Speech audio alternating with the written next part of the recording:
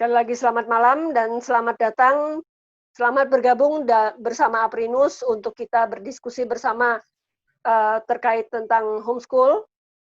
Mengingat banyak sekali informasi di luar tentang homeschool yang masih simpang siur, maka pada malam hari ini secara khusus kita akan berdiskusi tentang bagaimana sih sebetulnya pelaksanaan homeschool yang dilakukan oleh ibu bekerja dan ibu dengan anak berkebutuhan khusus. Banyak sekali orang yang masih bingung, simpang siur, kemudian menyatakan, Bupat, sekarang ini sekolah itu dilaksanakan di rumah ya, berarti kami ini praktisi homeschool gitu. Nah, rupanya masih banyak kesalahpahaman tentang apa itu homeschool, sehingga kita hari ini akan berdiskusi bagaimana sih sebetulnya homeschool yang dilaksanakan dalam keluarga ibu bekerja dan dalam keluarga ibu dengan anak berkebutuhan khusus, yang banyak selama ini dinyatakan bahwa, lah, Bupat kan nggak bekerja, jadi bisa untuk homeschool. Nah, maka hari ini kita undang Bu Dumaria untuk bercerita sedikit lah, ya sedikit saja, cerita untuk memunculkan bagaimana sih pelaksanaan homeschool di keluarga Bu Duma bersama Pak Chandra, yang ini dua-duanya orang tuanya bekerja, full bekerja ya Bu Duma ya, dua-duanya full bekerja, tapi anaknya juga full homeschool. Yang selama ini orang nyatakan bahwa orang tua bekerja nggak mungkin homeschool gitu kan. Kita hadirkan di sini Bu Duma untuk menceritakan tentang bagaimana pelaksanaannya, yang dimulai dengan apa sih latar belakangnya, kok pilih homeschool? Kenapa tidak memilih jalur pendidikan yang biasa-biasa saja dipilih? Latar belakangnya apa? Kemudian kurikulum yang dilaksanakannya seperti apa, pelaksanaannya seperti apa, dan evaluasi. Sekilas saja mungkin saya berikan waktu sementara 15 menit, begitu ya Bu Duma ya? 15 menit saja dulu, nanti kalau kurang baru kita tambah. Dipersilakan Bu Dumaria. Ya, terima kasih Ibu Patricia, ceria sekali dengan warna baju birunya. Saya sapa Ibu Adi, narasumber kita, ahli yang terima kasih Ibu ini ya di angka Nusantara ya. Selamat malam juga kepada Bapak Ibu peserta webinar yang diselenggarakan oleh Aprinus dengan undang narasumber yang sangat berkompeten ya di sini ya. Puji syukur kepada Tuhan, malam ini kita tetap sehat ya di tengah gempitanya 17-an Agustus. Kita malam Cirakatan ya. Kita di sini berkumpul sebagai orang tua yang menurut saya peserta di sini berarti sangat perhatian atau pengen mengupdate diri gitu ya untuk ikut mendidik putra-putrinya ya. Nama saya Dumaria Simanjuntak, anak saya bernama Kaladio Petrananda, usia 13 tahun, sekarang setara kelas 8 ya, sampai kelas 2 ya. Dan kami menjalankan homeschooling memang dari awal, dari anak kami kecil, dari anak kami balita, dan saya sendiri bekerja di instansi pemerintah di Jakarta. Jadi kalau instansi pemerintah di Jogja masih nggak kena macet ya, dan nggak harus subuh-subuh bangun dan pergi ke kantor. Suami saya 3 tahun yang lalu sebelum punya usaha sendiri, merintis usaha sendiri, itu bekerja di salah satu bank di Jakarta juga, milik Malaysia. Dan sebelumnya kerja juga di Astra gitu ya. Jadi itu untuk menggambarkan bahwa betapa sibuknya kami sebagai orang tua bekerja ya di Jakarta. Nah,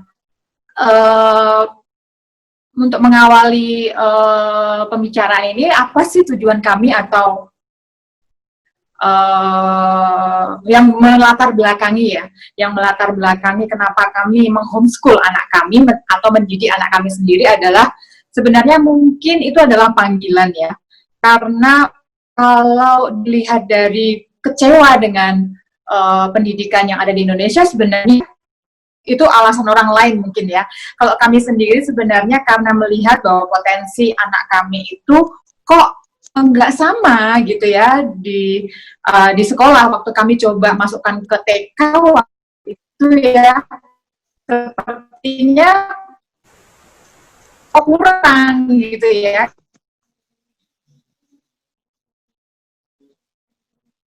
Ketika dia sudah bisa membaca dan akomodir dengan baik gitu ya, karena nggak bisa juga jangka, tidak ada anak kami sehingga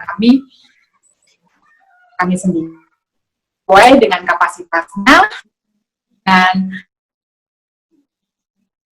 itu kami sudah tahu minat gitu ya, atau mengenai nama anak gitu ya. Di tujuan pendidikan homeschooling kami sebenarnya adalah untuk anak kami menjadi mandiri pelajarannya. Jadi kami tidak menginginkan anak kami itu mendengarkan guru saja, tapi kami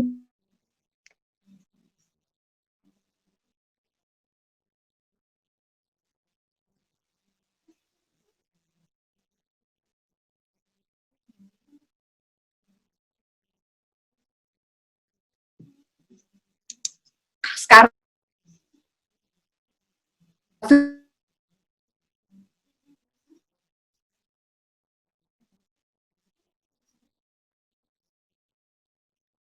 hubungan suami saya gitu, bahkan rasa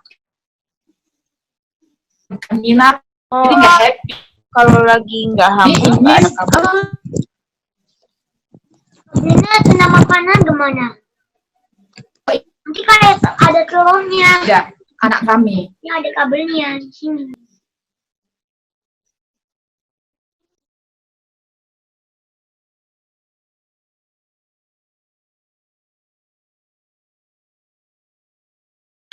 Oh ya, jadi dari pertama kali bagaimana caranya?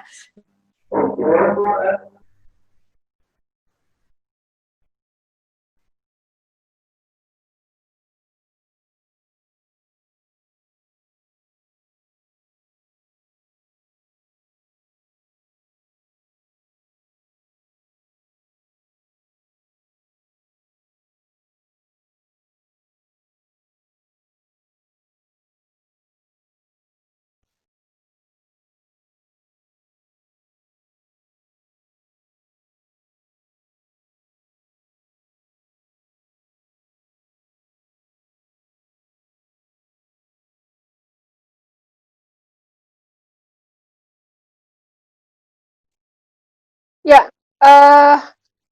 mohon maaf ini sebentar sepertinya Duma terputus ya sinyalnya. Duma.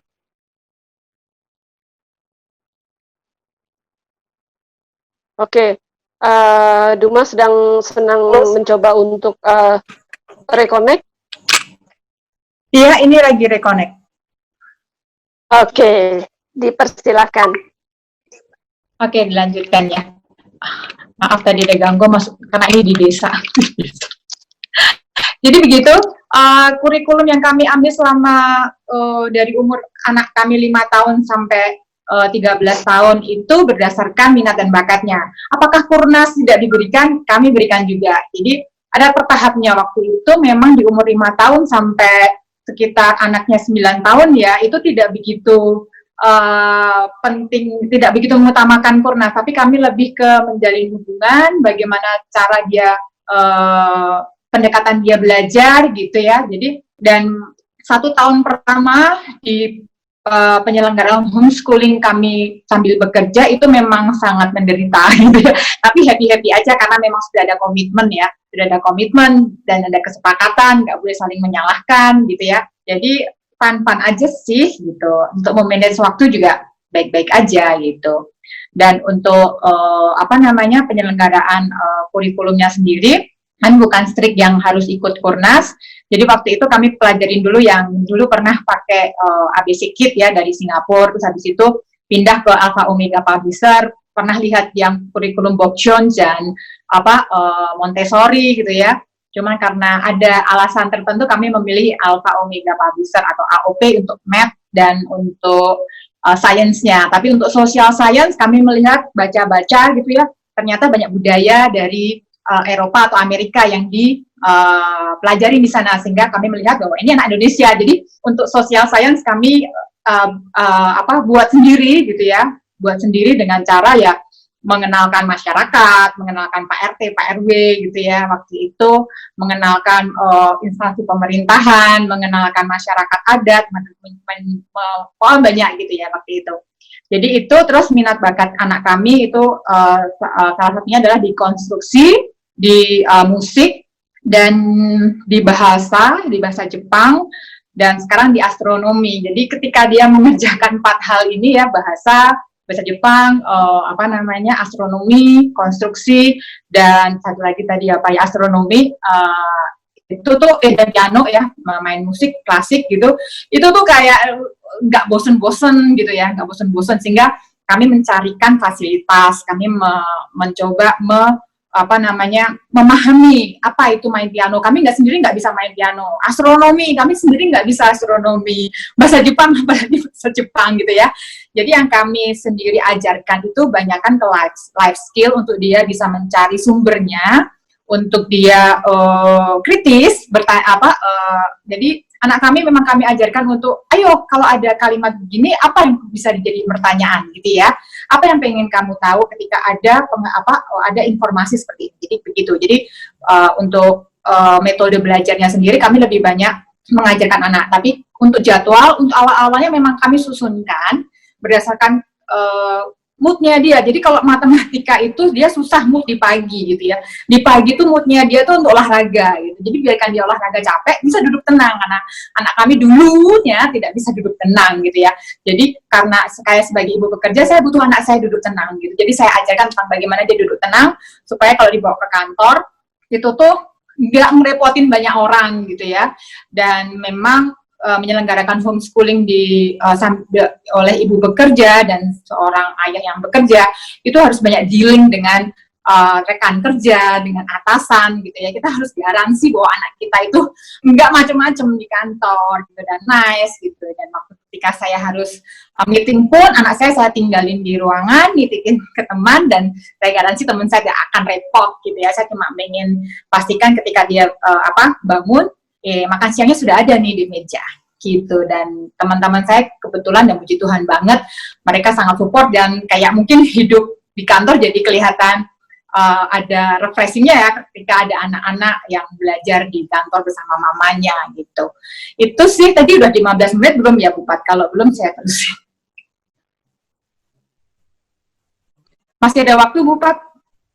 Oh ya, untuk evaluasi kegiatan sendiri, kegiatannya sendiri, kalau untuk akhirnya juga kami pakai KTSP 2006, beberapa kami ambil gitu ya, seperti IPS, IPA, matematika. Dan kami sendiri sangat menyukai matematika karena mungkin awalnya belajar itu memang tidak literatur ya. Jadi anak saya belajar matematika itu ingat banget dia belajar dari telur gitu. Jadi hanya karena menemani saya memasak, terus yang namanya anak-anak kasih aja telur karena memang dia suka telur gitu, pecah-pecah sih gitu ya. Tapi memang itu dia belajar tentang konsep pembagian, konsep pengurangan, konsep penambahan gitu dari telur, memang gitu. Hal yang sepele sekali, dan saya sendiri amazing melihat itu ya.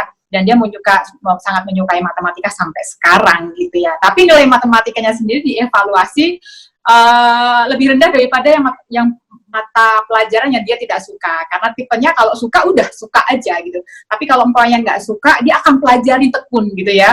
Karena ya anaknya mungkin memang rada-rada perfect juga gitu ya, perfeksionis gitu. Dan untuk evaluasi sendiri ada beberapa ketika saya lagi nggak konsen kerja gitu ya, saya tiba-tiba pengen bikin evaluasi, jadi bikin pertanyaan-pertanyaan gitu ya, yang nanti saya kasih ke anak saya, baik nanti tulisan atau nanti waktu di mobil nyetir itu saya tanya gitu ya. Jadi kesempatan apapun itu dipakai untuk mendidik gitu. Jadi nggak ada waktu yang rasanya tuh sia-sia atau bengong gitu untuk kami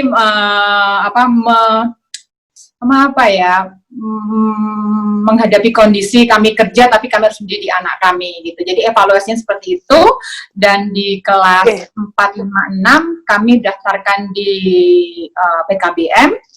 Kami juga nggak kepikiran bahwa anak kami akan ujian UTS, UAS, tapi ternyata waktu berlalu dan ternyata tantangan-tantangan itu dia mau gitu untuk menghadapinya, dan itulah evaluasinya gitu. Tapi sebelum-sebelumnya soal-soal kami yang bikin.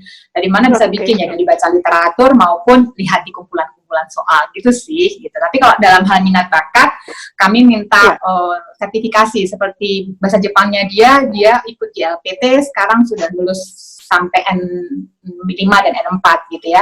Dan untuk piano sendiri kami minta mentor karena kami sendiri tidak bisa mempelajari gitu. Tapi awalnya memang saya mencoba mengenalkannya dengan ada piano di rumah, dan saya coba-coba main satu lagu gitu yang saya hafalin banget gitu ya, sehingga anak ini sangat tertarik.